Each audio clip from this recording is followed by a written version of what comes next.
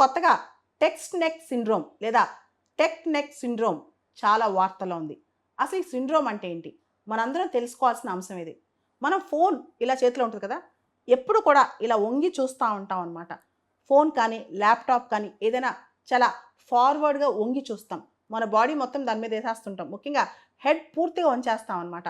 దీన్నే ఈ టైంలో మనకొక సిండ్రోమ్ వస్తది. మామూలుగా మన తల వెయిట్ 10-12 పౌండ్లు ఉంటది. స్ట్రెయిట్‌గా ఉన్నప్పుడు ఆ వెయిట్ అంతా స్పైన్ మీద పడుద్ది. అదే మనం వంగామనుకోండి దాదాపు కొన్నిసార్లు కొన్ని పొజిషన్స్‌లో 60 పౌండ్స్ దాకా ఎళ్తదంట.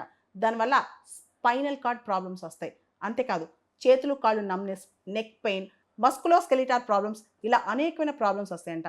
భారతదేశంలో 18-44 వయసు మధ్య ఉన్నోళ్ళు దాదాపు 79% మంది వాళ్ళు మేలుకున్న టైం మొత్తం కూడా ఫోన్ చేతిలోనే ఉంటదంట.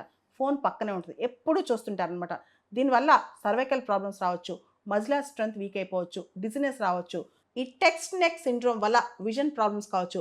రెగ్యులర్‌గా తలనొప్పి, హెడేక్ రావటం కావచ్చు. ఆర్మ్స్ అంటే చేతులు, కాళ్ళు నొప్పులు బాగా వస్తాయి. ఈ ప్రాంతంలో మజిల్ పెయిన్స్ బాగా రావచ్చు. నడుము నొప్పి రావచ్చు. స్పైన్ వంకర పోవచ్చు. మిడిల్ ఏజ్‌కొచ్చేసరికి అసలు స్పైనే పని చేయకుండా పోవచ్చు. ఇలా రకరకాల ప్రాబ్లమ్స్ వచ్చే అవకాశం కనిపిస్తుంది. ఓవరాల్‌గా రౌండ్ షోల్డర్స్, రౌండ్ నెక్స్ ఇలాంటియన్నీ వచ్చేస్తాయన్నమాట. దాంతో బాడీ షేప్ కూడా మారిపోతుందంట.